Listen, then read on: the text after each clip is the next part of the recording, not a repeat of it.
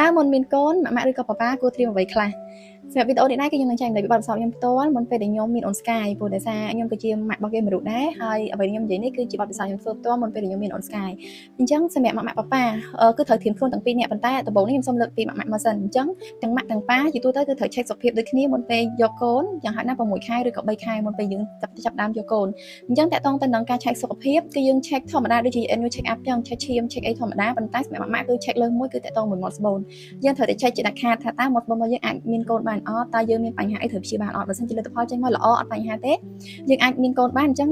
យើងតទៅពេលចាប់ដើមទៅញ៉ាំវីតាមីនតែតមើលវីតាមីនគឺញ៉ាំទាំងប៉ាទាំងម៉ាក់តែម្ដងហើយវីតាមីននោះគឺត្រូវញ៉ាំតែតាមវិជ្ជាបញ្ជារបស់ដុកទ័រដែលយើងទៅ check up ស្បូនរបស់យើងក៏ដូចជាដុកទ័រដែលយើង plan ថានឹងផ្ញើពោះយើងជាមួយគាត់ចឹងអាចសួរគាត់បានថាតើវីតាមីនណាដែលយើងគួរញ៉ាំវីតាមីនណាដែលយើងមិនគួរញ៉ាំគាត់នឹងណែនាំមកយើងហើយពេលញ៉ាំវីតាមីនហើយរឿងបន្ទាប់ទៀតដែលយើងត្រូវធ្វើគឺតងរបបអាហាររបស់យើង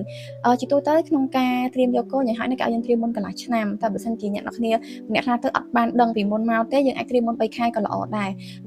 ហើយបើសិនជាយើងអត់បានត្រៀមមុន3ខែទៀតយូរលឿនបំផុតគឺត្រឹម1ខែអញ្ចឹងតើតោះនឹងការត្រៀមទៅលើរបបអាហារទី1តើតោះមួយគ្រឿងសង្វឹងអ្នកនរគ្នាត្រូវផ្អាកទាំងម៉ាក់ទាំងប៉ាតែម្ដងទាំងម៉ាក់ទាំងប៉ាគឺអាចញ៉ាំគ្រឿងសង្វឹងបានក្នុងរយៈពេលមិនថា6ខែ3ខែឬក៏1ខែទេបើសិនយើងអាចផ្អាកបានកាន់តែយូរគឺកាន់តែល្អឬក៏ប៉ាដែលនៅតែពិសាគ្រឿងសង្វឹងស្រាប់ពេលដែលយើងយកកូនណាអញ្ចឹងគ្រឿងសង្វឹងនោះវាអាចមានភាគរយដែលអាចធ្វើឲ្យកូនយើងមានបញ្ហាទាក់ទងជាមួយនឹងសុខភាពរបស់គាត់ឬក៏រាងកាយរបស់គាត់ជប់ដោយសារតែគ្រឿងសង្វឹងចឹងទៅដូច្នេះហើយទៅដុកទ័រប្រាប់ថាមុនពេលយកកូនមិនថា1ខែ3ខែឬក៏6ខែហាមតែខាតគឺគ្រឿងសង្វឹងហើយមួយទៀតគឺតាក់ទងជាមួយនឹងថ្នាំផ្សះក៏ដូចគ្នាដែរបើសិនអ្នកនរកំពុងតែញ៉ាំថ្នាំផ្សះអាចផ្អាកខ្លះបើថាផ្អាកមុន1ខែនៅក្នុងការដែលយើងយកកូនក៏ល្អដែរព្រោះដោយសារថ្នាំទាំងអស់នោះគឺអាចប៉ះពាល់ជាមួយកូនប៉ុន្តែមានមួយទៀតអ្នកទៅសួរជាមួយដុកទ័របានអាចយកថ្នាំដែលយើងកំពុងញ៉ាំនោះទៅជួបជាមួយដុកទ័របានថាតើថ្នាំដែលយើងកំពុងញ៉ាំនោះអាចញ៉ាំពេលដែលយើងយកកូនបានអត់ក្នុងកំឡុងពេលដែលយើងយកកូនបានអត់បើសិនជាដុកទ័រគាត់និយាយថាអាចញ៉ាំបានអូខេហ្នឹងគឺ safe អ្នកខ្លះអាចញ៉ាំបានតែថ្នាំមួយចំនួនគឺអាចញ៉ាំបានទេស្រាប់ពេលដែលយើងកំឡុងទៅពេលយើងយកកូនណាគឺគេហាមប្រាមឲ្យញ៉ាំទេក្នុងរបបអាហារទៀតសោតគឺយើងត្រូវញ៉ាំរបស់ណាដែលមានជីវជាតិដូចគ្នាមានជាបន្លែមានសាច់តាក់ទងជាមួយនឹងផ្លែឈើគឺយើងត្រូវញ៉ាំដើម្បីបំពេញកម្លាំងរបស់យើងហើយមួយទៀតគឺហាត់ប្រាណដូចគ្នានេះគួរតែហាត់ប្រាណដូចគ្នាដែរដើម្បីថែរក្សាសុខភាពរបស់យើងណា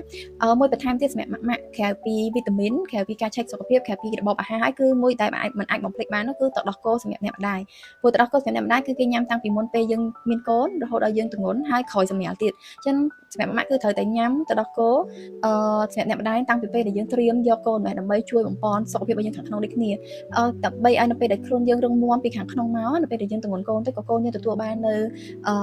សុខភាពល្អឬក៏សែនល្អពីម៉ាក់ពីប៉ាដែរអញ្ចឹងសម្រាប់ប៉ាវិញប៉ាក៏មានជាវីតាមីនញ៉ាំដូចគ្នារបបអាហារដូចគ្នាប៉ាត្រូវហាត់ប្រាណដូចគ្នាហើយប៉ាក៏ត្រូវតែថែសុខភាពដូចគ្នាដែរគឺទាំងម៉ាក់ទាំងប៉ាគឺត្រូវថែសុខភាពទាំងអស់គ្នាទាំងអស់នេះគឺជាបទពិសោធន៍ខ្ញុំផ្ទាល់មុនពេលដែលខ្ញុំមានអូនស្កាយអញ្ចឹងបើសិនជាម៉ាក់ប៉ាគាត់មានអត់ពិសោធន៍ផ្សេងឬក៏មានអ្វីបន្ថែមអាចខមមិននៅក្នុងវីដេអូនេះបានខ្ញុំសង្ឃឹមថាវីដេអូនេះនឹងអាចជួយទៅដល់ម៉ាក់ប៉ាដែលគាត់កំពុងតែត្រៀមយកកូនណាប៉ុន្តែគាត់អត់ទាន់ដឹងថាគាត់ត្រូវធ្វើអីខ្លះឬក៏គាត់គួរតែចាប់ដើមពីកន្លែងណាបងប្អូនអាចយកចំណុចទាំងអស់នេះយកទៅសិក្សាបន្ថែមជាមួយដុកទ័របានមិនប្រកាសថាត្រូវតែជួយខ្ញុំ 100% ព្រោះដោយសារសុខភាពមនុស្សអ្នកឯងខុសគ្នាហើយតើតមកវីតាមីនក៏ដូចគ្នាធម្មតាវីតាមីនគឺញ៉ាំទៅតាមសុខភាពម៉ាក់បើសិនជាម៉ាក់ណាគាត់មានសុខភាពខ្សោយឬក៏សុខភាពកន្លែងណាត្រូវបំពេញបន្ថែមគឺដុកទ័រនឹងគាត់ថែមថ្នាំឬក៏ថែមវីតាមីនអីញ៉ាំតាមនឹងខ្ញុំនឹងនិយាយទៅដែរថាវាជាបទពិសោធន៍ខ្ញុំផ្ទាល់អ្នកនរអាចស្ដាប់បានប៉ុន្តែគួរធ្វើតាមឬក៏អត់អ្នកគួរតែពិភាក្សាជាមួយដុកទ័រអ្នកកម្រងថានឹងផ្ញើពោះឬក៏នឹងផ្ញើកូនជាមួយនឹងគាត់ណាអាចពិភាក្សាជាមួយគាត់បានដើម្បីយើងអាចត្រៀមខ្លួនបានមុនទាំងអស់នេះគឺគ្រាន់តែជាគោលតាមត្រៀមខ្លួនទេ